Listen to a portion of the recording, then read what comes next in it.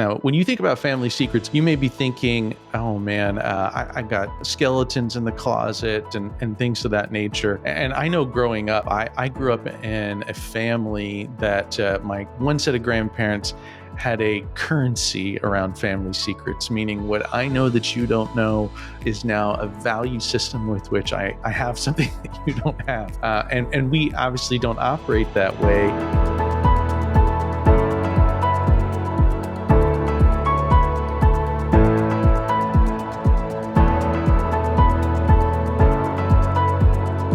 Welcome to the Leveraging Success podcast. I'm your host, Jeff Gearhart. I'm here to help you work less, make more, and with the margin that you get from your strategies that we're giving to you, you take that and become an incredible kingdom leader and an incredible parent.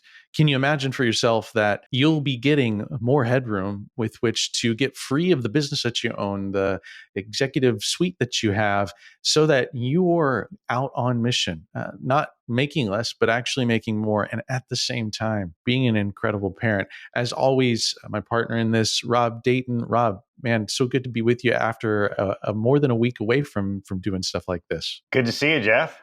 Good to be with you. Hey, we're wearing the company uniform today, as we were saying. So for those of you who are watching along with us on YouTube, sometimes you end up with the same shirt on. That's just part of being close and friends, is that you can occasionally end up like that. Man, That's right. I'm excited. I'm excited for us to talk today. I think we've got an amazing discussion to be had because it's really what we're passionate about.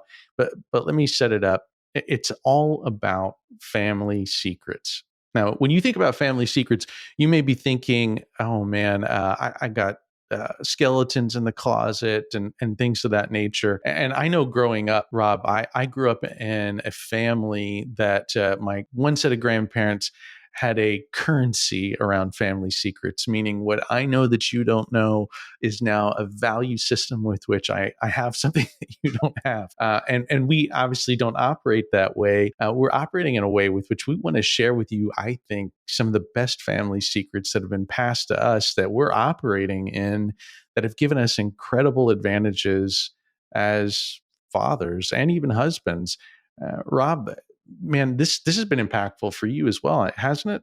Oh, 100%. Yeah. And I love that kind of spin, because usually the secrets are dark, but these are the secrets that we want our listeners to use to connect more with their families, to kind of in the master's program rubric.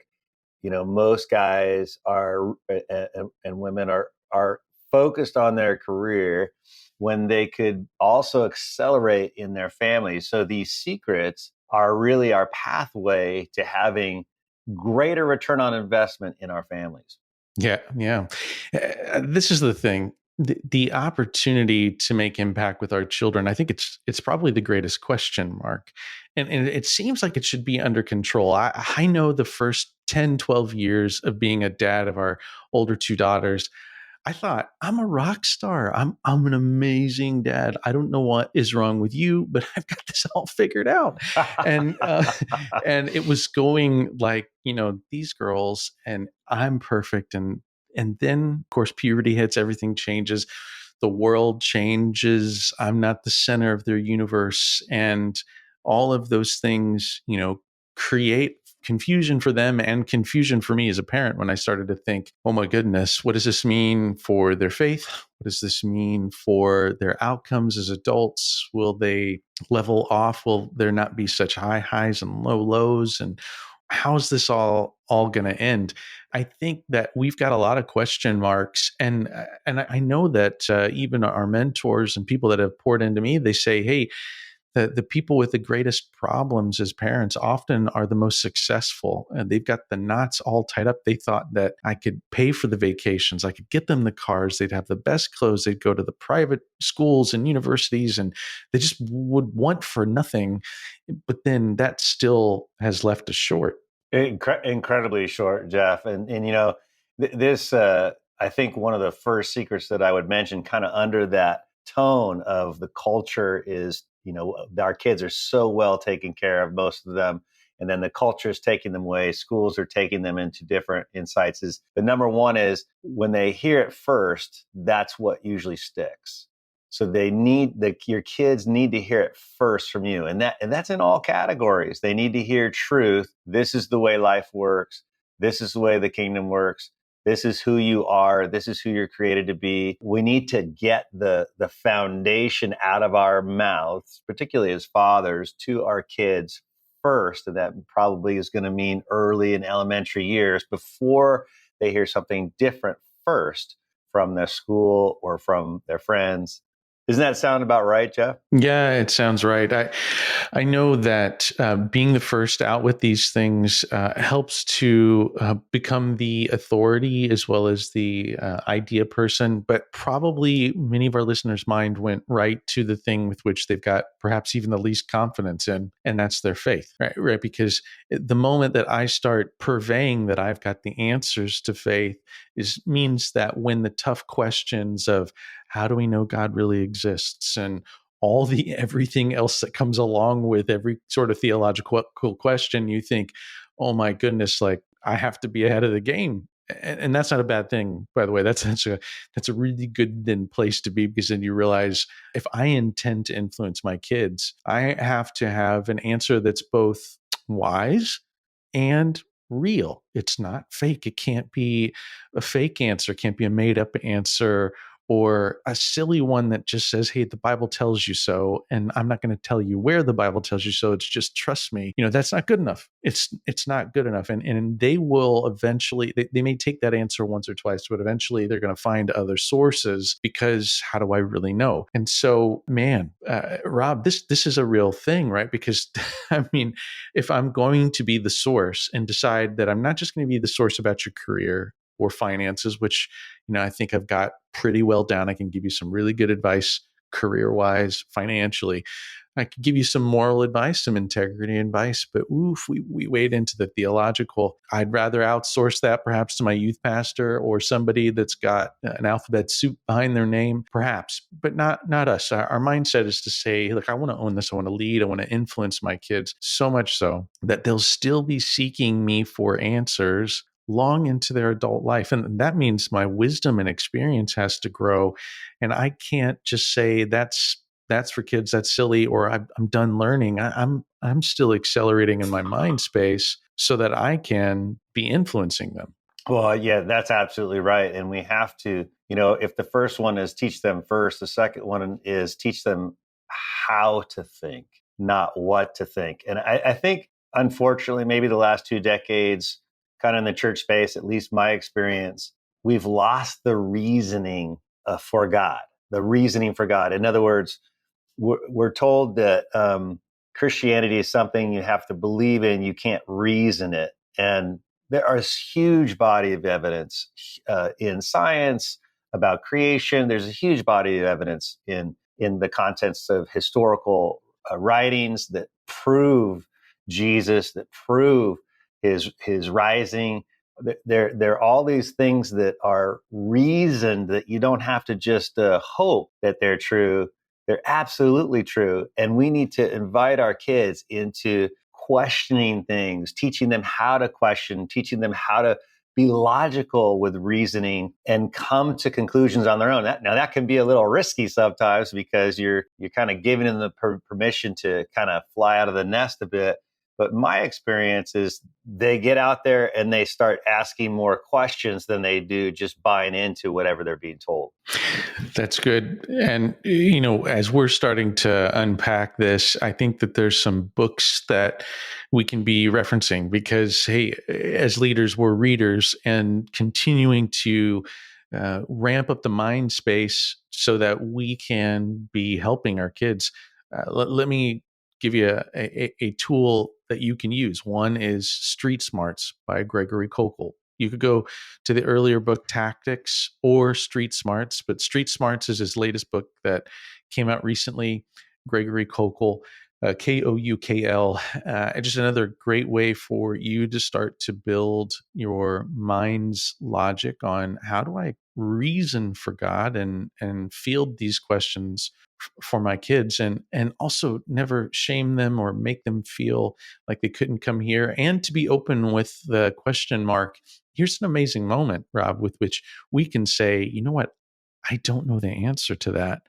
But what if you and I pursue Absolutely. the answer together? Because maybe they finally found the one thing that it's just the checkmate. Theologically, you feel like you're cornered. And then it's like, okay, well, let's pursue this together and then be on an adventure of faith and trust. Here's the thing that we can't forget in front of our kids is that faith is a bet. Faith is nothing more than a bet. It's risk. We say this a lot, but I've been also saying lately, it's like a bet. And at the end of the day, it's a bet when I start to put my actions where my mindset is, right? And so, as I place that bet, I got to be honest with them, is to say that this betting process is one with which every time I've bet, God's come through, and as he has, my faith has grown. And it's one of those things where it's like, man, I want to put more money onto this, mentally speaking, of course, but no, not even physically.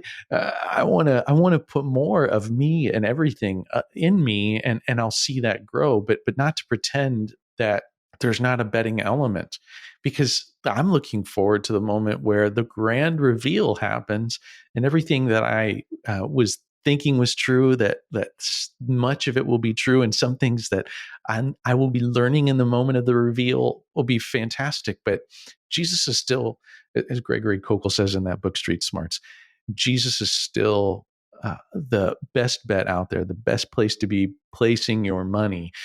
So having that mindset, being open, and then being ahead of the game, and then having conversations that have the right questions to help process and help them process, which, by the way, I think questions is a key sort of influencer with your kids, because if all we're doing is prognosticating sentences, this, instead of, well, what would you think would be the best opportunity here? And these kind of questions then frame them to respond to the question and then grab the answer for themselves. That's so powerful because coaching is not the best advice. Best coaching are the best questions. So absolutely, you want to ask your kids the right question, get them to think. Again, you're not telling them what to think, you're teaching them how to think, so that when they get an environment that is deceptive, which inevitably they will have the tools to think. The other thing I would say is that we talk on leveraging success a lot about unique talent, what your unique talent is. And that means, we have a unique talent, passion, we have a unique purpose. And that means they also have all these unique things. And so as a father, as a steward of these kids, these gifts, we need to be thinking now, how did the father design them? It's not going to be just like me. Maybe there'll be a hint of me in there sometimes, but what is it exactly that he's made them so unique? And then start calling that out, and saying, I think I see this in you. It's amazing how powerful the words of a father are, particularly when they're genuine and in alignment with God on creation and what God's created in our kids. And we specifically speak to that have you experienced that with your kids as well? That's a great question, Rob. With our kids, we're trying to find who they are, not who I want them to be, or not some sort of, mini version of me, although they come with a lot of the DNA traits that I passed along to them. But they have their own desires and passions and unique abilities. And so figuring those things out, we've done strength tests, we've done love languages, and creating language for them to be able to start to think in those terms and think of them as leverageable opportunities. That's starting to help them believe that they could develop into something. Here's the way the pattern of life was given to me, is that in the from birth till about 5 years old, we are served and everything is about me. And from 5 till 12, the life experiences that um, everything is about us and I'm enjoying life. And then somewhere around 12, we start to realize there's something not right here. And by the age of 13, 14, the point is that what's wrong with this world is me. I am what's wrong with this world. And for a period of 4 to 5 years, there's that being tossed around with what's wrong with me? Why am I not good enough? I don't fit in, and all of the changes that they experience. And then in those young adult years, it's the world is what's wrong.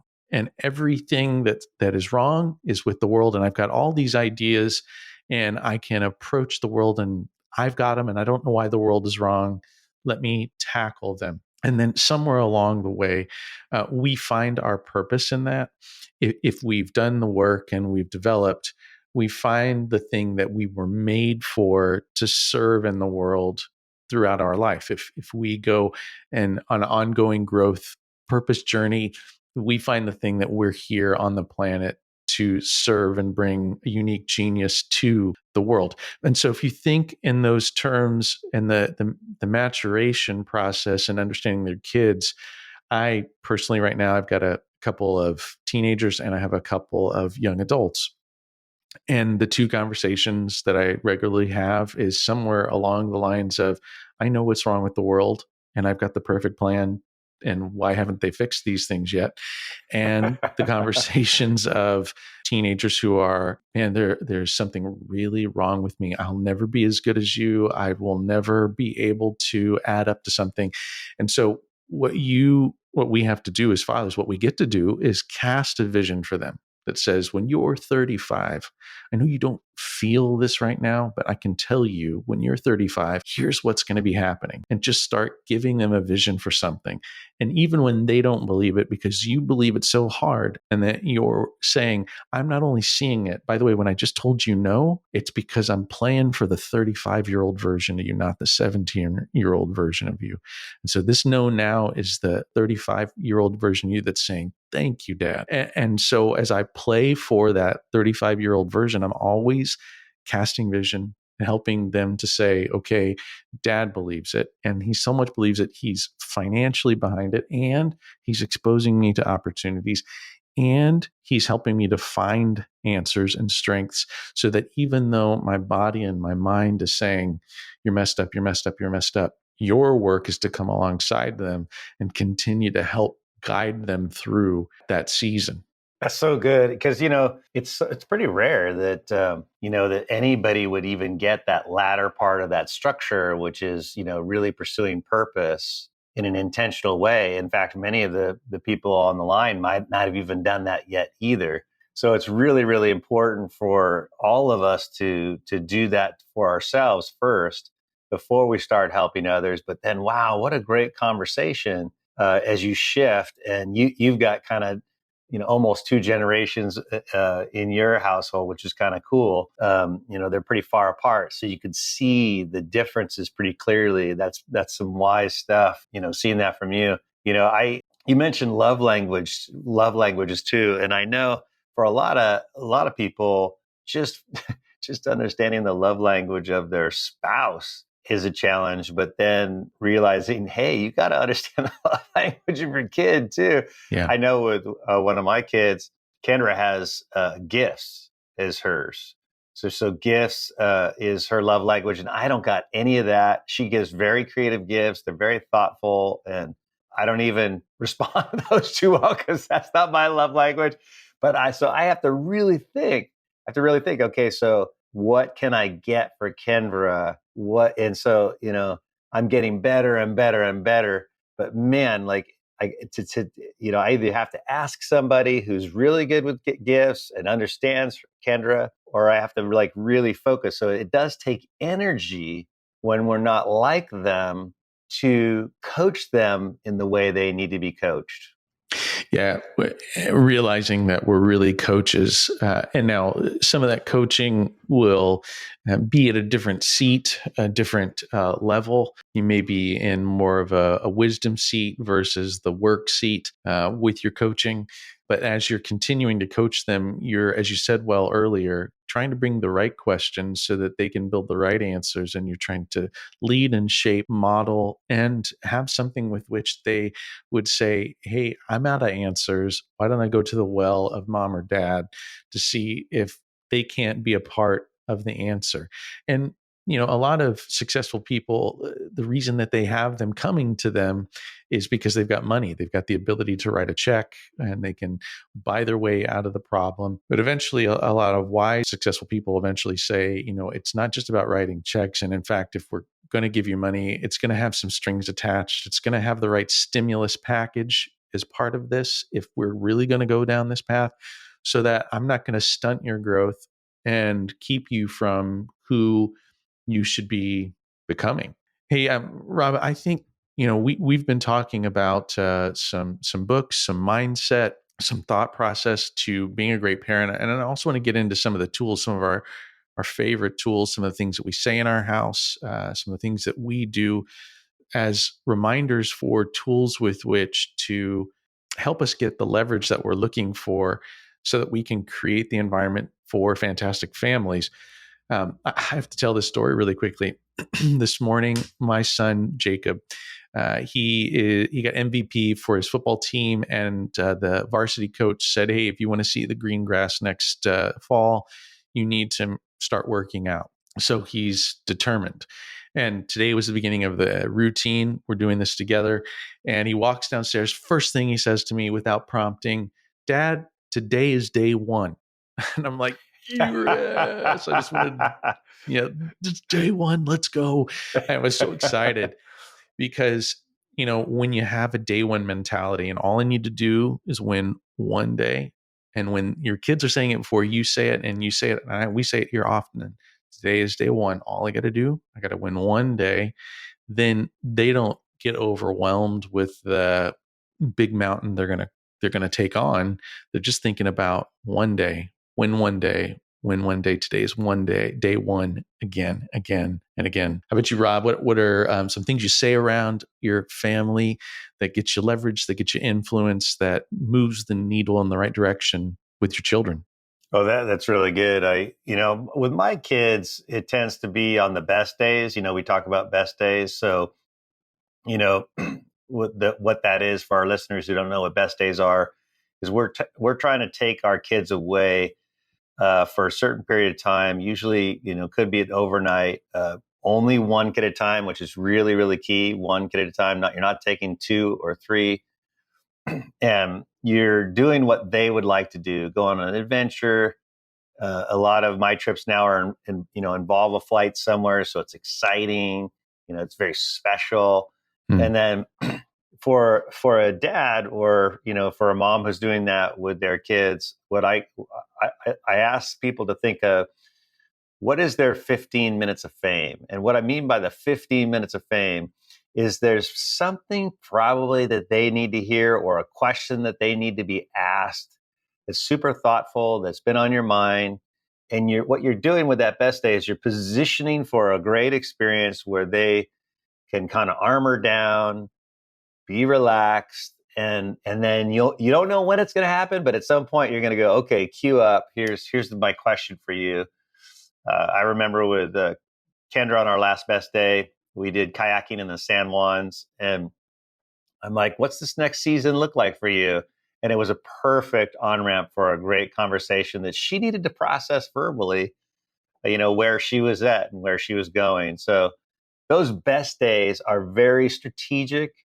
And then when you think about it, you stack. If you did it every quarter, sometimes you miss one, but if you stacked them, just think how much quality time you're going to spend investing in arguably one of the most precious gifts that God has given you to steward forward.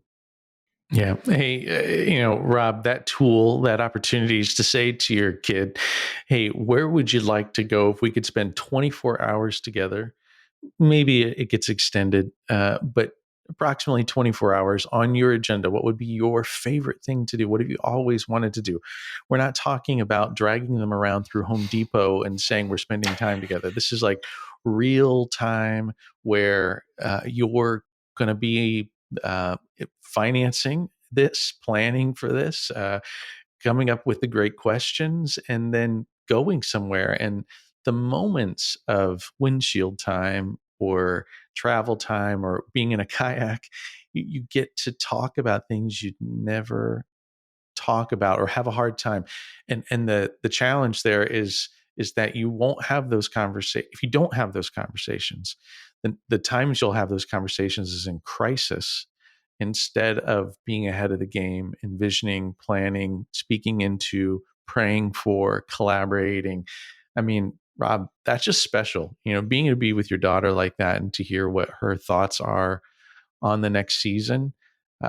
It's super good. Now, we used another tool alongside Best Days when our sons were preteen through early teen, and this is a program by Dennis Rainey.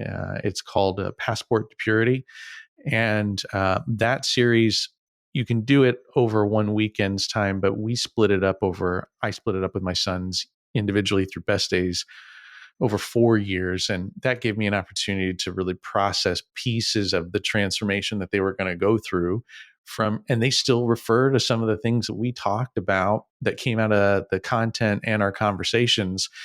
Even today, as they're going through the things of peer pressure and what they're seeing in school and stuff. So it's fantastic for development. That's really, really good. That's awesome. And then also, maybe one of the things that was powerful with my kids is just talking about brain development, just to say it out loud. And that, why are particularly men, their frontal neocortex not developed until approximately 26, 27? What is what is that for in terms of design to make them daring and to do things that they try things they wouldn't be limited to by fear, and then just talking that through so that they're aware of it, what's going on, maybe can reason through it. But that's another thing to talk about. It also can have an influence on, staying pure, because, I'm having this thought, of course, teaching them that, hey, I think God is the one who created a sex drive. and that's, and Yeah. that's absolutely fine. And it's the question of what you're going to do with it, and saving yourself as like earning a prize for her, earning a prize for him, and keeping that strategic thinking going. It's really interesting. Even as we're talking, Jeff, it's the biggest challenge I have with all my clients, either individuals or teams, is they're not spending time doing strategic thinking. And that is what we're teaching our kids is let's not just think about, I love the fact that we have got to get through today, to set a goal. Let's just focus on today. And then what is your plan for the future? What is your plan for 3 months from now? What do you want to be in a year from now? Get them thinking strategically so that their actions that they're moving forward throughout the day are impacted by that longer vision. Mm. What you're doing, Rob, what we're doing with each one of these tools is making memories and searing inside of them that dad loves me. There are moments where I don't agree with dad, or I'm not sure if he'll, give me what I want or whatever that could keep some distance between us. But the deposits of memories are the breadcrumb trail back to dad loves me, dad's for me, and I can't deny those things. And as I've seen that he's invested in me, he spent time with me, he's not just about his successful career. He doesn't think that his work is more important than me, that pour in over time, little deposits. And it's not just, by the way, to those of you who are listening, if you're thinking, well, Rob and Jeff are talking about kids and young adults, but I can tell you that, and I've seen it close, is that you never stop influencing your kids. It's my goal that You never even do. when they're in their 60s, that if I'm still alive, that I'm pouring into them, that they see me as a wisdom resource, that I have something to offer them, that I'm building a legacy. And the fact I'm going to I'm going to transfer a legacy. And so doing best days, I'm still doing best days with my adult daughters. In fact, last Christmas, my sons-in-law came and said, "Hey, you've been doing best days with your kids. What about us?" And so I added them to the mix, and now I'm doing best days with my sons-in-law. And it's great to be able to do So those good. trips and spend time with them and pour in, because I'm working to influence a family for Christ, that they would know him more, they would love him more, they would arrange their lives and see our example, and stop thinking. Here's the other part of this, especially with successful people. Your kids are looking and saying, either you got lucky or I can't do what you did. And we have to break those things down. We have to break That's those right. two walls down, that it wasn't luck, the faithfulness over time and little things bit by bit, not luck, and that you can do it too. And I can show you how. And I'm not going to just leave you to God's grace and, your own, whatever you fall into, and good luck to you, but rather to say, I'm going to be a part of your development for the rest of your life. I'm going to be financially behind you. I'm going to be spiritually behind you. I'm going to be a soul encourager. I'm going to be, leading you and helping you in your mind space to think in ways that are extraordinary, so that you'll lead and love and live an extraordinary life. That's so good, and it's really interesting to think about. That is that that concept. I find myself talking about my dad, who's no longer with us. I talk about him to my son Jed, and tell him about that same feeling. Of course, we all had it. I had it. I'm like, I'm never going to be as good as him. And just walking him through the how I had to confront that, particularly with his death, because in my view, and a lot of the guys in particular I work with, when their fathers die, that's when they actually see themselves as the man, from a holistic point. And so talking, with Jedediah and walking him through that, to give him tools and for him to have a better perspective about his own life and his own footing, as he also experiences, like, well,